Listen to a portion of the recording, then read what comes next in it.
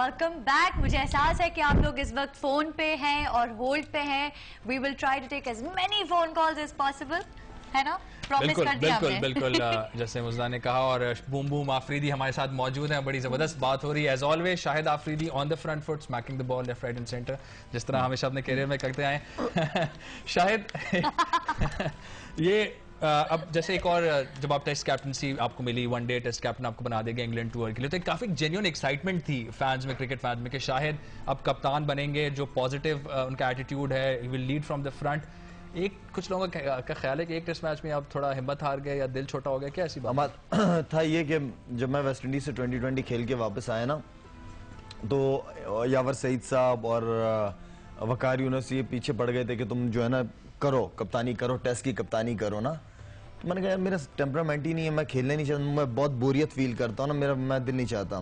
तो खैर फिर पाकिस्तान वापस आए, चेयरमैन साहब ने बुलाया, चेयरमैन साहब ने कहा कि भाई मुझे तुम ही कप्तान चाहिए, और तुमने जिस तरह टीम को रखा हुआ है, एक लड़के रखे हुए, सारे लड़के तुमसे खुश हैं, तो तुम ही कप्तानी करो।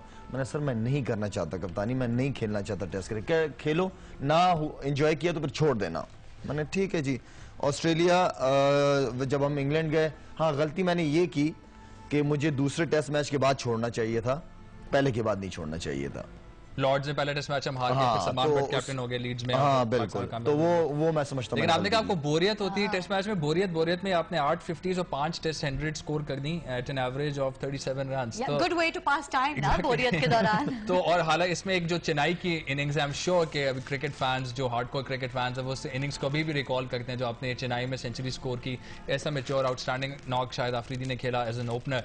तो ऑब्वियसली टैलेंट तो बिल्कुल था, वो थोड़ा क्या वजह थी कि आपका दिल उठ गया टेस्ट क्रिकेट से? दिल उठ गया था क्रिकेट, वनडे 2020 बहुत ज्यादा क्रिकेट हो गई थी, और उसके अलावा ये बस मैं चाह रहा था कि मैं थोड़ा सा स्टेक कर सकूं विकेट पे एक टेस्ट क्रिकेटर्स की तरह, लेकिन नहीं हो सका। नहीं मान रहा क्योंकि आपने लॉर्ड्स में भी अपनी इनिंग्स में शायद 4 या 5 छक्के मार दिए थे, 2-3 छक्के मारे थे वॉटसन वगैरह को। बस मैंने कहा यार मैंने ये बात की थी कि मैं ऐसे क्रिकेट खेलूंगा, टेस्ट क्रिकेट, मैं एग्जाम्पल सेट करूंगा यंगस्टर के लिए, लेकिन मैं नहीं कर पाया, तो मैं बेहतर छोड़ दूं, एग्जाम्पल गलत ना हो जाए। लेकिन अल्हम्दुलिल्लाह नियत अच्छी थी, मौके पे छोड़ दिया, दूसरा टेस्ट में जीत गए। एग्जैक्टली।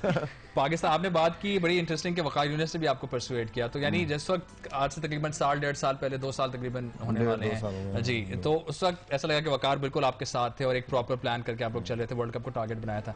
क्या ऐसी वजह है कि हमारे यहाँ कंसिस्टेंसी नहीं होती? लोगों के पास 5-5 साल कप्तान चलते हैं, 6-6 साल कप्तान चलते हैं, मैनेजर कोच इतने लंबे टेन्योर पर रहते हैं, हमारे बहुत जल्दी ब्रेक डाउन हो जाता है। क्या पेशेंस नहीं है? कोई आपस में एक दूसरे को बर्दाश्त नहीं कर पाते कि एक ही चेहरे को ओवर एक टूर के बाद दूसरे टूर पे देख रहे हैं? प्रॉब्लम पता है कि हम अपने काम पे फोकस करते नहीं, हम दूसरा अपना काम भी खुद नहीं कर पाते, फिर दूसरे के ऊपर डालना शुरू कर देते। हमारी ये प्रॉब्लम है, हम पाकिस्तानियों की, ठीक है, हमारे कल्चर में ये चक्कर है।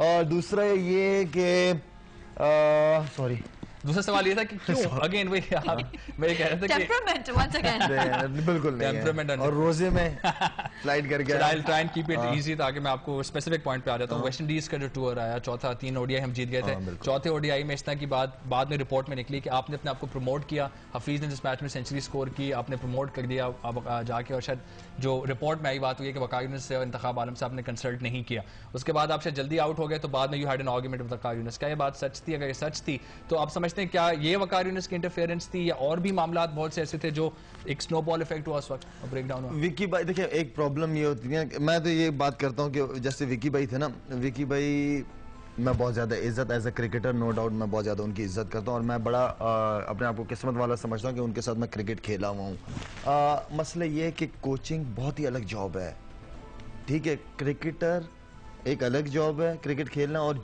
कोचिंग अलग जॉब है। कोचिंग में आप लड़कों को, कप्तान को सपोर्ट करते हैं, आप मैच नहीं लगाते कि मैं कप्तान का इतना नाम हो रहा है और कोई मुझे लिफ्ट नहीं करा रहा। ये सारी चीजें ना, फजूल बातों को जहन में नहीं लेके आना चाहिए। ईगो प्रॉब्लम जो है ना, ये बहुत है हमारे क्रिकेटरों में, पुरानों में। तो कोचिंग अलग जॉब है, कोचिंग के लिए आप 2-3 कोर्सेज करो। इसके पीछे क्या वजह है कि ये इतने इख्तिलाफात हो जाते हैं?